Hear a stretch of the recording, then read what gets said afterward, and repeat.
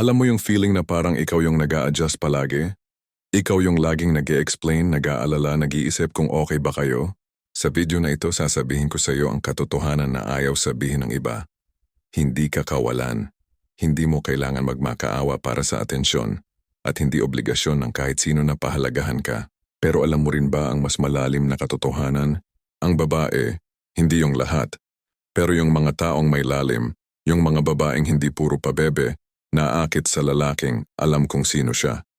Sa lalaking hindi nawawala sa sarili. Sa lalaking may prinsipyo na mas mataas pa kaysa sa kahit sinong tao. At yan ang pag-uusapan natin ngayong araw. Hindi ito pick-up lines, hindi ito manipulation. Ito ay tungkol sa kung paano ka magiging lalaking tunay na may halaga. Yung uri ng lalaking hindi basta-basta malilimutan, kaya makinig ka. Dahil ang 4 na Stoic principles na ito, hindi lang nila babaguhin ang relasyon mo sa babae. Babaguhin nila ang relasyon mo sa sarili mo. Bago natin simulan, nais kong magpasalamat sa mga loyal kong subscribers sa patuloy na pagsuporta sa aking channel. Kayo ang inspirasyon ko sa paggawa ng mga bagong content. Kung bago ka sa channel ko, comment mo na kung taga saan ka. Naalala mo ba yung huling beses na naghintay ka ng reply? Yung tignan mo ng tignan ng phone mo, umasa tapos wala. Yung pakiramdam na ikaw lang yung invested. Ikaw lang yung nag-effort. Ikaw lang yung nag-iisip tungkol sa kanya. Masakit, hindi ba? At ang ginawa mo? Nag-double text. Nag-explain. Sinubukan mong intindihin kung bakit siya ganon. Sinubukan mong ayusin ang sitwasyon na hindi mo naman ginawa. Tapos nung nagkita kayo, nagpaka-plastic ka, ngumiti ka, sinabing okay lang, kahit alam mong hindi, yan ang unang kamatayan ng lalaki. Yung araw na nagsimula kang ipagpalit ang dangal mo sa atensyon ng iba. At alam mo kung bakit ka nakakaramdam ng ganon. Dahil may attachment ka. May panghahawakan ka sa resulta. May inaasahan ka na dapat mangyari. At kapag hindi nangyari yon, nasasaktan ka, nagagalit ka, nawawalan ka ng peace. Yan ang pain na dala ng attachment. Yan ang dinadanas mo tuwing umaasa ka ng sobra. Tuwing ginawa mong center ng mundo mo ang isang tao na hindi ka naman ginawang center ng mundo niya. Ngayon tanungin mo sarili mo, bakit ba kailangan mo ng validation niya? Bakit kailangan mong maging special sa kanya para maramdaman mong may halaga ka? Ito ang totoo. Ang attachment mo sa kanya ay reflection lang ng attachment mo sa idea na kailangan ka ng ibang tao para maging complete. Akala mo kailangan mo siya. Pero ang totoo, ang kailangan mo lang ay yung pakiramdam na may nag-validate sa'yo. May nag-acknowledge. May nag-appreciate. At yan ang attachment na pumapatay sa lalaki. Dahil sa sandaling naging dependent ka sa external validation, nawala na ang kapangyarihan mo. Ibinigay mo na sa iba ang susi ng kaligayahan mo. Marcus Aurelius, isa sa pinakadakilang Stoic Emperor ng Rome, nagsabi, "Ikaw ay may kapangyarihan sa sarili mong isip, hindi sa labas nito. Mapagtanto mo ito at makikita mo ang iyong lakas." Ang sakit na nararamdaman mo ngayon, hindi dahil sa kanya, dahil sa attachment mo sa expectation na dapat maging isang paraan ng lahat. Stoic Principle number 1, Amor Fati, mahalin ang kapalaran. Ibig sabihin nito, mahalin mo ang nangyayari, lahat. Kahit yung mga bagay na ayaw mo, hindi ibig sabihin na maging tanga ka. Hindi ibig sabihin na magpadormat ka. Ibig sabihin, tanggapin mo ang realidad ng walang resistance, walang drama, walang emotional baggage. Nagsin ka? Okay, yan ang nangyari. Yan ang katotohanan. Wala kang magagawa doon. Pero may magagawa ka sa kung paano ka mag-react. Alam mo ba kung ano ang nangyayari sa utak ng babae kapag nakita niyang hindi ka affected? Kapag hindi ka nag-breakdown? Kapag chill ka lang? Nagugulat siya dahil sanay siya sa mga lalaking nawawala sa sarili. Sa mga lalaking nagmamakaawa. Sa mga lalaking ginagawang emotional support ang ibang tao. Pero ikaw, iba ka. Ikaw yung lalaking may inner peace kahit ano pang mangyari. Yung lalaking hindi umaasa ng external circumstance para maging masaya. At yan ang attractive. Hindi dahil manipulative yan, kundi dahil yan ang strength. Yan ang stability. Yan ang uri ng lalaking kayang harapin ang buhay nang hindi umaasa sa iba. Kaya ngayong araw gawin mo ito. Una, tuwing may mangyayari na ayaw mo, pinasted ka, nag-scene, nag-cancel ng plans, huwag kang mag-react ka agad. Huminga. Sabihin sa sarili mo, ito ang nangyari. Tanggapin ko ito. Pangalawa, itanong sa sarili mo, Ano ang matututunan ko dito? Hindi, bakit nangyari ito sa akin kundi, ano ang pwede kong gawin ngayong alam ko na ito? Pangatlo, kumilos base sa values mo, hindi sa emotions mo. Kung may dignidad ka, kikilos ka ng may dignidad. Hindi ka magmamakaawa. Hindi ka mag-e-emote. Kikilos ka bilang lalaking may prinsipyo. Halimbawa, hindi ka niya ni-reply ng 3 oras. Ang normal na reaction? Mag-follow up, magtanong, mag-overthink. Ang stoic reaction? Wala. Gumawa ka ng ibang bagay. Nag-gym, nag-aral, nag-improve. At kung hindi talaga siya nag-reply, okay, move on. May iba pang tao sa mundo. Yan ang amor fati. Yan ang kalayaan. Pero heto ang warning. Huwag mong gamitin ang amor fati para magpaka-cold, para magpaka-emotionally unavailable, para ipakita na hindi ako affected, tingnan mo ako, ang cool ko. Yan ang ego. Yan ang pride. At yan ay kabaliktaran ng stoicism. Ang tunay na amor fati ay hindi dahil gusto mong magmukhang cool, kundi dahil talagang peaceful ka na sa loob. Walang pretension, walang pag-act. Alam mo yung difference? Yung isa patay mali siya pero masakit sa loob. Yung isa genuinely okay kahit ano pang mangyari. Kaya bantayan mo sarili mo. Kapag ginagawa mo lang ito para magmukhang strong, mali yan. Kapag ginagawa mo ito dahil alam mong may mas mataas na purpose ka kaysa sa drama, tama yan. Alam mo kung ano ang mangyayari kapag na-master mo ang amor fati? Hindi ka na matatakot. Hindi ka na mag-aalala. Hindi ka na mag-overthink. Dahil alam mo na kahit ano pang mangyari, kaya mong tanggapin. Kaya mong harapin. Kaya mong gawin ang tama. At yan ang napapansin ng babae. Hindi yung mga salita mo, kundi yung energy mo. Yung lalaking hindi takot matalo. Hindi takot masaktan. Hindi takot mawalan. Dahil alam niyang kahit ano pang mangyari, okay lang siya. At yan ang pinaka-attractive na trait na pwedeng meron ng lalaki. Hindi pera, hindi porma, kundi inner peace. Yan ang lalaking hindi madaling kalimutan. Yan ang lalaking hinahanap ng mga babaeng may substance. Stoic principle number 2. Premeditatio malorum, mag-isip ng pinakamasamang mangyayari. Ngayong pangalawang principle ay parang odd, parang negative. Pero ito ang isa sa pinaka-powerful na mental exercise ng Stoics. Premeditatio malorum, ang pag-visualize ng worst-case scenario. Ang tanong, ano ang pinakamasamang mangyayari? Iiwan ka niya, lolokohin ka niya, hahanapin niya ang iba. Masaktan ka. Okay. At ano na ngayon? Mamamatay ka ba? Hindi. Magiging worthless ka ba? Hindi. Matatapos ang mundo? Hindi. Ang mangyayari, masasaktan ka, mag-move on ka, matututunan mo, magiging mas matatag ka. At pagdating ng panahon, makakahanap ka ng mas swak sa'yo. Yan ang katotohanan. Kaya bakit ka takot? Seneca, ang Stoic philosopher, nagsabi, mas nakakatakot ang takot kaysa sa takot mismo. Ibig sabihin, ang imagination mo ng sakit ay mas masakit pa kaysa sa actual na sakit. Kaya ginagawa mo sa sarili mo. Pinapahirapan mo sarili mo dahil sa mga bagay na hindi pa nga nangyayari. Kaya simulan mo ngayong gabi. Isipin mo ang worst case. Iiwan ka niya bukas. Makikita mo siyang may iba. Malalaman mong niloko ka. Tapos itanong mo sa sarili mo. At ano, paano ako magsusustain pagkatapos nun? Magluluksa ka ng ilang araw. Iiyak mo. Okay lang yan, tao ka. Tapos babangon ka. Babalik ka sa gym. Babalik ka sa trabaho. Babalik ka sa mga kaibigan mo. Babalik ka sa purpose mo. At makakalimutan mo rin siya. Dahil yan ang natural flow ng buhay. Kaya ano ang takot mo? Kapag na-realize mo na kaya mong harapin ang worst case, wala nang power ang takot sa'yo. At kapag wala nang takot, wala nang desperasyon. At kapag wala nang desperation, iba na ang energy mo. Yung babae, mararamdaman niya yan. Mararamdaman niya na hindi mo siya kailangan. Na gusto mo siya, pero hindi mo siya kailangan. At yan ang game changer. Pero tandaan, ang premeditatio malorum ay hindi dahilan para maging negative. Hindi dahilan para maging pessimistic. Hindi dahilan para sabihing, wala rin naman kwenta ang lahat. Yan ang pagod. Yan ang ego na nag-protect sa sarili sa pamamagitan ng pag-detach ng sobra. Ang purpose ng exercise na ito ay para mawala ang takot mo. Hindi para mawala ang care mo. Pwede kang maging prepared sa worst case habang nag-hope pa rin para sa best case. Yan ang balance. Yan ang wisdom. Stoic principle number 3. Memento mori, alalahanin ang kamatayan. Ito ang pinakamalalim, pinaka-intense pero pinaka-life-changing. Memento mori, alalahanin mo na mamamatay ka. Hindi bukas, hindi next year. Pero isang araw mawawala ka sa mundong ito.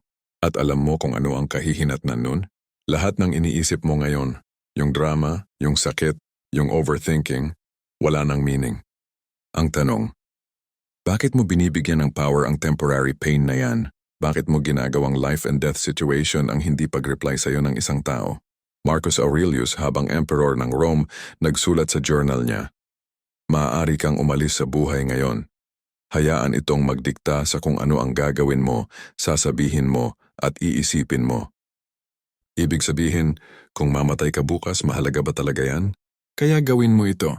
Tuwing umaga habang nasa harap ng salamin, sabihin mo sa sarili mo, maaari akong mamatay ngayong araw, kaya gagamitin ko ang araw na ito ng tama. Hindi para maging morbid, kundi para maging present. Kapag alam mong temporary lang ang lahat, hindi mo nasasaktan ang sarili mo sa mga bagay na hindi mo kontrolado. Kapag alam mong limited lang ang oras mo, hindi mo na iaaksaya ang oras mo sa drama. Kapag alam mong saglit lang tayo dito, pipiliin mo ang peace, pipiliin mo ang growth, pipiliin mo ang self-respect. At yung babae, makikita niya yan. Makikita niya na may mas mataas kang purpose kaysa sa paghabol sa kanya. Na may mas malalim kang understanding sa buhay. Na hindi ka basta-bastang nilalang na umaasa sa validation. At yan ang lalaking hindi niya kayang kalimutan. Naaalala mo ba yung sinabi ko kanina? Na ang babae ay naakit sa lalaking may inner peace? Sa lalaking hindi umaasa sa iba para maging masaya? Ngayon sasabihin ko sa iyo kung bakit. Pero bago yan, tanungin kita. Ilang beses ka nang nag-compromise ng values mo para lang manatili siya? Ilang beses mo nang sinubukang baguhin ang sarili mo, hindi para sa ikabubuti mo, kundi para magustuhan ka niya? Ilang beses mo nang sinabi sa sarili mo na, okay lang, tiisin ko na lang kahit hindi ka okay? Yan ang reality ng karamihan. Yan ang cycle na hindi nila alam kung paano wakasan. Alam mo yung point sa relationship kung saan hindi mo nakilala ang sarili mo? Yung dati kang may sariling buhay, sariling interest, sariling mga kaibigan. Tapos ngayon puro siya na lang. Pag may lakad ang mga kaibigan mo, tinatanong mo muna siya. Pag may gusto kang gawin, iniisip mo muna kung okay ba sa kanya. Pag may desisyon ka, nag-aantay ka ng approval niya. Unti-unti kang nawawala. At alam mo ang mas nakakatakot? Hindi mo napapansin. Dahil akala mo, yan ang pagmamahal. Yan ang commitment. Yan ang pagiging mabuting boyfriend. Pero hindi. Yan ang self-abandonment. Yan ang pagkamatay ng sarili para mabuhay ang iba. Ang irony, hindi ka naman appreciated.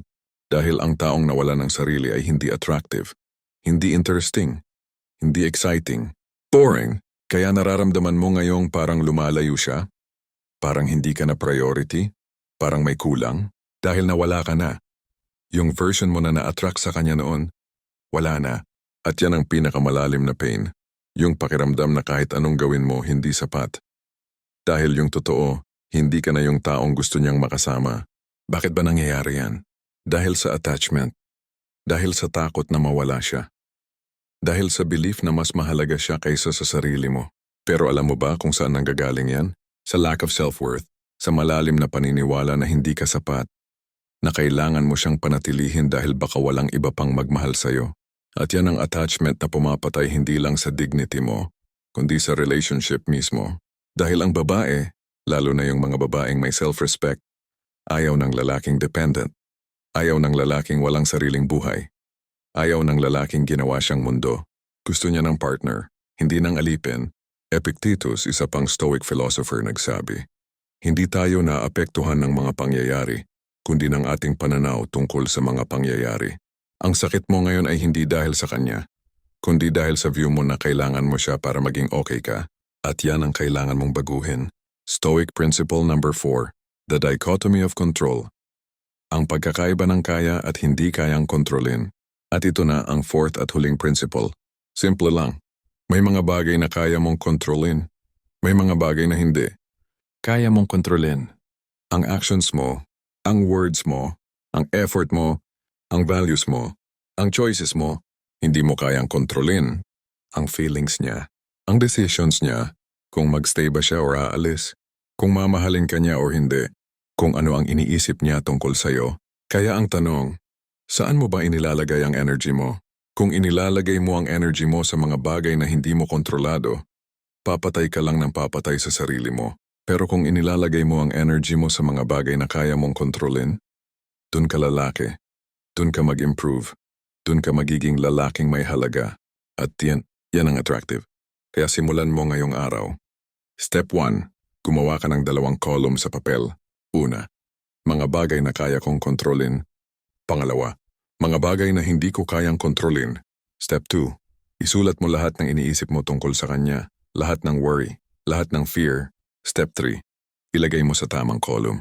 Halimbawa, kaya kong kontrolin ang pagiging consistent ko sa gym, ang pag-improve ko sa career, ang pagiging respectful at kind ko sa kanya, ang pagbibigay ko ng effort kapag kasama ko siya, ang pag-set ko ng boundaries, hindi ko kayang kontrolin. Kung mag-cheat ba siya, kung mawawalan ba siya ng feelings, kung magstay ba siya or aalis, kung paano niya ako makikita, kung paano niya ako i-treat. Step 4. Lahat ng nasa second column, let go. Wala kang magagawa doon. 0. Wala. Lahat ng nasa first column, focus. Dito mo ilalagay ang 100% ng energy mo. Yan lang, simple. Pero alam mo kung ano ang mangyayari? Kapag tumigil ka ng mag-worry sa mga bagay na hindi mo kontrolado, lalabas ang peace mo. Kapag nag-focus ka lang sa sarili mo, lalabas ang growth mo. At kapag lumabas ang peace at growth mo, iba na ang magiging presence mo. Yung babae, mararamdaman niya yan kahit hindi mo sinasabi. Pero marinig mo ito ng mabuti. Ang dichotomy of control ay hindi excuse para maging manhid. Hindi excuse para hindi mag-effort. Hindi excuse para sabihin, wala akong pake, bahala na siya. Yan ang ego, yan ang pride na nag-disguise bilang stoicism. Ang tunay na dichotomy of control ay ganito. Hindi ko kontrolado kung mamahalin mo ako. Pero kaya kong kontrolin kung magiging lalaking karapat-dapat mahalin. At yun ang gagawin ko. Hindi para sa'yo, kundi para sa sarili ko. Nakikita mo ang difference? Yung isa apathetic, walang care. Yung isa intentional. May care pero hindi dependent. Yan ang balance, yan ang maturity. Alam mo kung ano ang mangyayari kapag na-master mo ang dichotomy of control? Magiging confident ka. Hindi yung fake confidence na puro porma, kundi yung genuine confidence na galing sa self-respect. Dahil alam mo na, kung magstay siya, dahil gusto niya.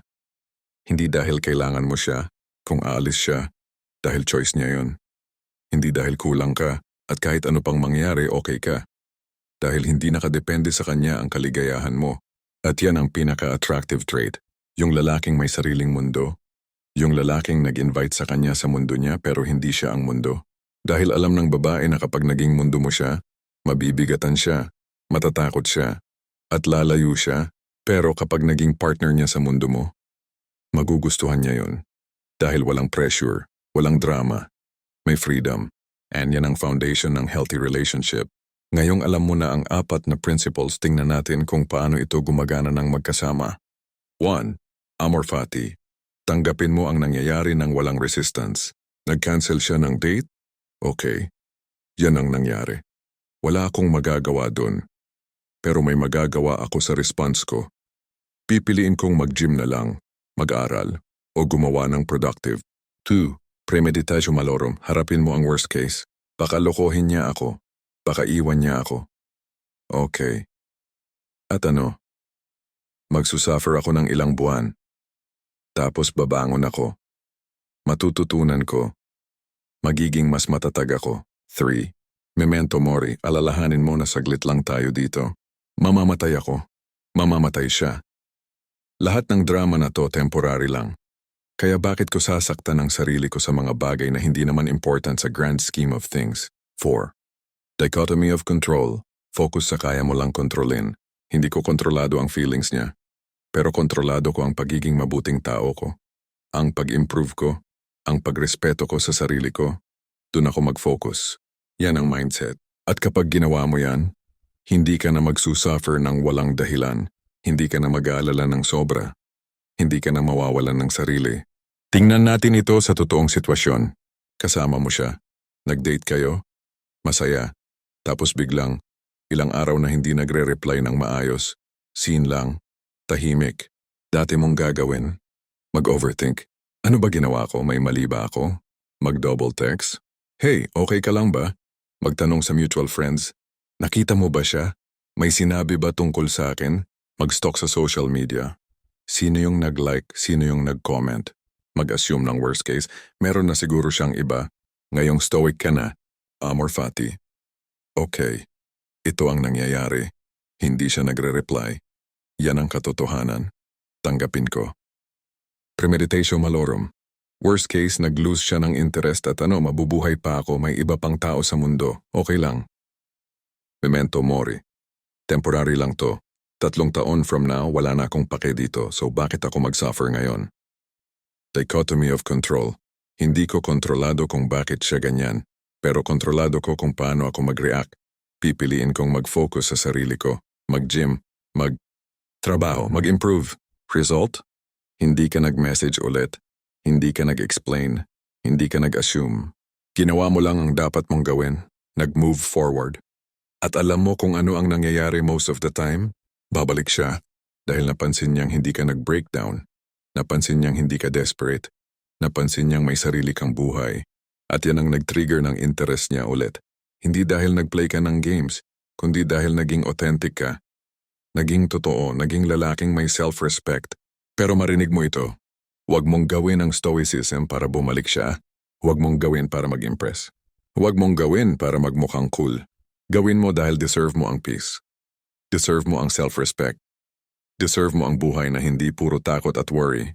Dahil yan ang totoo, kung babalik man siya bonus na lang. Pero kahit hindi, okay ka pa rin. Yan ang goal, yan ang freedom. Naiintindihan mo na ang principles. Alam mo na ang amor fati, ang premeditatio malorum, ang memento mori, ang dichotomy of control. Pero alam mo kung ano ang problema. Madaling intindihin, mahirap gawin. Dahil sa totoo lang, iba ang marinig mo ito sa video kaysa harapin mo ito sa totoong buhay. Iba ang basahin mo na, tanggapin mo ang nangyayari, kaysa makita mo siyang may kasamang iba sa story. Iba ang sabihin na okay lang kahit ano pang mangyari, kaysa maramdaman mo talaga na nasaktan ka, niloko ka, iniwan ka. Naalala mo ba yung last time na nag-promise ka sa sarili mo? Hindi na ako magdidrama, hindi na ako mag-overthink, hindi na ako magbebeg. Tapos ilang araw lang, nangyari ulit, dahil mahirap. Sobrang hirap mag-break ng pattern. Sobrang hirap kontrolin ang emotions kapag triggered ka. At ang ginagawa mo, sinisisi mo sarili mo. Bakit ba ako ganito? Bakit hindi ako matuto? Tapos nag-quit ka. Wala ganito talaga ako, emotional ako, mahina ako. At dun ka na stuck, sa cycle na paulit-ulit. Sa pattern na hindi mo alam paano wakasan. Pero alam mo ba kung bakit yan nangyayari? Hindi dahil mahina ka, kundi dahil walang system. Ang knowledge ay hindi sapat. Kailangan mo ng process. Kailangan mo ng daily practice. Kailangan mo ng accountability sa sarili mo. At yan ang ituturukan natin ngayong araw. Bakit ba hindi ka consistent? Dahil may attachment ka pa rin. May hawak pa rin sa'yo ang fear. May part pa rin sa'yo na umaasa sa external validation. At okay lang yan. Tao ka. Hindi robot. Pero ang tanong, gugustuhin mo bang manatili sa ganoong estado? O gusto mong lumaki? Dahil yan ang choice mo ngayong araw. Manatili ka sa comfort zone ng emotional dependency o lakad ka papunta sa freedom ng self-mastery. At hindi yan isang desisyon lang. Yan ay daily na desisyon, araw-araw, kada sandali. Si Marcus Aurelius nagsabi, ang buhay ng tao ay kung ano ang iniisip niya araw-araw. Kaya kung araw-araw kang nag-iisip ng worry, fear at attachment, yan ang magiging buhay mo. Pero kung araw-araw kang nag-practice ng peace, acceptance at self-respect, yan ang magiging buhay mo. Choice mo yan. Simulan natin sa umaga. Tuwing gising mo, bago ka man lang tingnan ang phone mo, gawin mo ito. 5 minutes of stoic reflection. Umupo ka. Walang distraction, walang phone, walang music. Tapos itanong mo sa sarili mo ang 3 tanong na ito. 1. Ano ang kaya kong kontrolin ngayong araw? Halimbawa, kaya kong kontrolin ang pag-gym ko. Kaya kong kontrolin ang pagtrabaho ko ng mabuti. Kaya kong kontrolin ang pagiging respectful ko sa lahat. Alpustang, ano ang hindi ko kayang kontrolin ngayong araw? Halimbawa, hindi ko kontrolado kung magre-reply ba siya. Hindi ko kontrolado kung ano ang iniisip niya tungkol sa akin. Hindi ko kontrolado kung ano ang mangyayari mamaya. 3. Ano ang worst case scenario na pwedeng mangyari? At paano ako mag-survive? Halimbawa, worst case makikita ko siyang may kasamang iba. Survival plan, hihinga ako ng malalim. Aalis ako ng tahimik. Magdi-gym pag-uwi. Tatawag ng kaibigan. Life goes on. Yan lang. 5 minuto. Pero yan ang magsiset ng mindset mo para sa buong araw. Yan ang magbibigay sa'yo ng clarity at peace bago ka pa man magsimula ng araw mo. Ngayong sa gitna ng araw dun ka natitest. Nandun ka sa trabaho. Tapos nag-notify ang phone mo. Message niya o wala, seen o delayed. Anong unang instinct mo? Mag-react, mag-overthink, magtanong. Pero huwag. Gawin mo ang stoic pose. Step 1, hinto, huminga ng malalim 3 beses. Step 2, itanong sa sarili mo, ano ang magiging reaction ng stoic version ko? Step 3, gawin yun. Hindi yung emotional reaction, kundi yung intentional action. Halimbawa, nag-seen siya, hindi nag-reply. Emotional reaction. Ano ba problema niya? Bakit siya ganyan? Magme-message ulit ako. Pero ang stoic reaction, okay, seen niya. Yan ang nangyari. Wala akong control doon. Bumalik ako sa ginagawa ko. Simpleng shift. Pero malaking impact. Umaga. Gumigising ka ng may clarity, may purpose, walang anxiety. Tanghali. May nangyayari man o wala, chill ka lang. Nakafocus ka sa kaya mong kontrolin. Gabi. Nakakatulog ka ng may peace, walang regrets, walang overthinking. At sa relationship, iba na ang dynamics. Hindi ka na yung lalaking takot mawala siya. Kundi yung lalaking kaya niyang mawala, pero pipiliin pa rin na manatili. Hindi ka na yung lalaking desperado. Kundi yung lalaking nag-i-invite sa kanya sa mundo mo pero hindi siya ang mundo. Hindi ka na yung lalaking walang identity. Kundi yung lalaking may sariling buhay, sariling values, sariling strength. At yan ang lalaking hindi basta-basta iiwan. Dahil alam niyang hirap hanapin ang ganyang klase ng tao. Alam mo may kakilala ako si Carlos. Dati sobrang clingy niya. Sobrang dependent. Lagi niyang hinihingian ng validation ng girlfriend niya. Walang buhay outside the relationship. Tapos ilang buwan bigla siyang nag-iba. Hindi na laging nagte-text. Hindi na nagpapaliwanag. Hindi na nagdedrama. At alam mo kung ano ang nangyari? Ang girlfriend niya, nag-ingat, nag-e-effort ulit.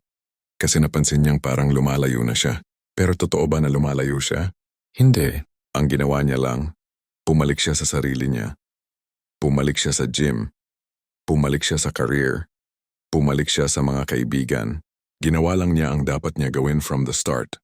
Naging partner, hindi dependent. At yan ang nag-save sa relationship nila. Hindi dahil nag-manipulate siya, kundi dahil nag-grow siya. Yan ang power ng stoicism. Yan ang transformation na pwedeng mangyari sa'yo. Pero bago tayo magwakas, isa pang reminder. Ang stoicism ay hindi shortcut, hindi magic pill, hindi instant solution. Ito ay lifetime practice. May mga araw na tama ka. May mga araw na mali ka. May mga araw na peaceful ka. May mga araw na emotional ka. At okay lang yan. Ang importante, nag-try ka. Nag-effort ka. Nag-commit ka sa growth. Dahil yan ang difference between the man who stays stuck at the man who evolves. Hindi yung walang problema, kundi yung humaharap sa problema ng may dignity. Hindi yung walang fear, kundi yung lumalakad pa rin kahit may fear. Hindi yung walang sakit, kundi yung nag-grow dahil sa sakit. Yan ang stoic. Yan ang lalaking deserve ng respeto ng iba, pero mas importante ng sarili niya. Kaya ngayong araw tanungin mo sarili mo, ready na ba akong baguhin ang buhay ko? Ready na ba akong maging lalaking may self-respect, may peace, may purpose? Kung oo, simulan mo ngayong araw. Morning stoic meditation, stoic pause sa tanghali, stoic journal sa gabi. 3 practices kada araw, walang excuse. At 3 months from now, balikan mo itong video. At makikita mo kung gaano kalaki ang pinagbago mo. Dahil yan ang guarantee ko sa'yo. Kung nag-commit ka, mag-grow ka. Hindi dahil sinabi ko, kundi dahil yan ang natural na resulta ng consistent na pag-practice ng tama. Kaya simulan mo na. Ngayong araw, ngayong oras. Dahil ang buhay mo, naghihintay. Ang version mo na mas matatag, mas peaceful, mas may self-respect, nandyan na yan. Kailangan mo lang piliin, kaya piliin mo. At makikita mo, hindi lang sa relationship kundi sa buong buhay mo, kung gaano kalaki ang transformation na pwedeng mangyari. Yan ang stoicism. Yan ang daan. Salamat sa pakikinig. Sana naintindihan mo na ang 4 na stoic principles na ito ay hindi tungkol sa pagkontrol sa ibang tao. Tungkol yan sa pagkontrol sa sarili mo. At yan ang pinakamahalagang bagay na matututunan mo sa buhay. Ikaw lang ang kaya mong kontrolin. At yun lang ang kailangan mo. At makikita mo, Hindi lang siya ang magbabago ng tingin sa'yo. Ikaw mismo ang magbabago ng tingin mo sa sarili mo. At yan ang tunay na freedom. Yan ang tunay na power. Yan ang tunay na peace. Maraming salamat sa panunood.